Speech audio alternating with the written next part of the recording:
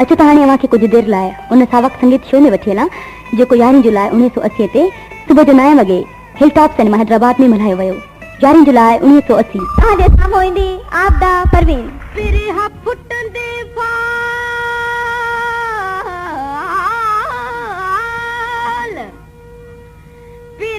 फुटंदे फाल विधम वेड़ी चनले वुठो मी हमली रते मारुन काया माल हैफ मुहे जहाल जो मुंद सारो नामरा मुलाए मारू वोरु ना कियन हूंदा मुलाए सांगी वोरु ना कियन हूंदा मुलाए अपना वोरु ना कियन हूंदा पलव पांदतन जा दामन तन्ही जयर बिना कियन हूंदा रे मुझे लाए मारू वोरु ना कियन हूंदा मुलाए अपना वोरु ना कियन हूंदा मुलाए सांगी वोरु ना कियन हूंदा पलव पांदतन जा दामन तन्ही जयर बिना कियन हूंदा रे मुझे लाए मारू वोरु ना कियन हूंदा मुलाए सांगी वोरु ना कियन हूंदा।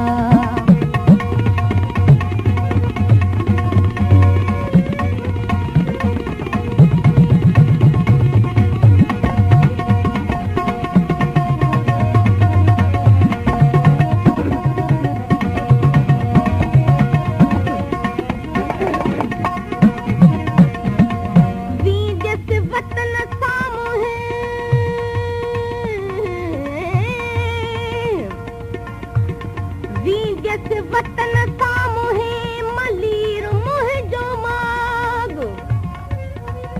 दुख चूंडी जस दे हमें साण सरतन साग तमु सा सभाग जे वेझी थिया वरके मुंजा खेत मारू ना हिन मयारी मुंजा खेत मारू ना हिन मयारी तुंहिंजे डाव डप खां वोट ना कियन हूंदा रे मुंहिंजे काण मारू वोर ना कियन हूंदा तुंहिंजे डाव डप खां होर ना कियन हूंदा रे मुंहिंजे काण मारू वोर ना कियन हूंदा तुंहिंजे डाव डप खां होर ना कियन हूंदा हो मुंहिंजे लाए मारू वोर ना कियन हूंदा मुलाए अबणा वारू ना कियन हूंदा।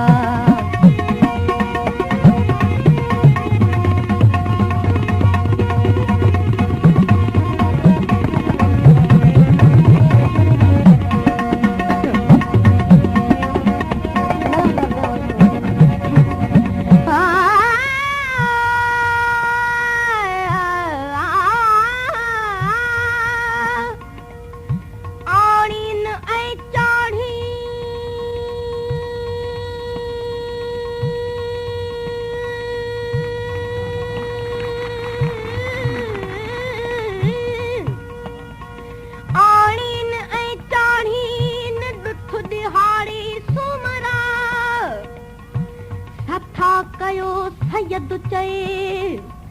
साऊं सुकाइन मंझा लंब लतीफ चे चांवर क्यों चाहीन पुलाव ना पड़ीन उमर आराड़ी असीन कयम डोह कहड़ो पले कोट पियड़ो कयम डोह कहड़ो पले कोट पियड़ो कारावे सतन हो यर कया कियन हूंदा हो मुझे लाए मारू वोर ना कियन हूंदा कारावे सतन हो यर कया कियन हूंदा रे मुझे काण मारू वोर ना कियन हूंदा मुलाए अबणा वोर ना कियन हूंदा